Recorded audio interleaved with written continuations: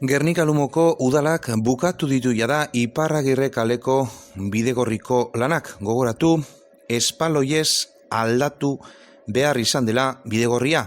5 kaletarte eta garajeekin topo egiten zuelako, eta zati batzuetan amaitu egiten zelako. Segurtasuna eta irisgarritasunaren alde, Gernika Lumoko udalak beste espaloira eraman du bidegorria. Bidegorria aglomeratu asfaltiko gorri erakoa da, 455 metro luze ditu eta orain trenbidearen paralelo doa. Guztira 181.700 euroko inbertsio suposatu du Gernika Lumoko udalarentzat eta semaforo bat ere jarri da oinezkoen eta bizikleta erabiltzaileen segurtasuna bermatu aldera. Edukiontziak ere atondu egin dira eta zebra bide inguruetan jarri dira. Gogoratu, Gernika Lumoko udalak plana ere baduela Mestikabaso eta Lurgorri auzoak bidegorri bidez lotzeko.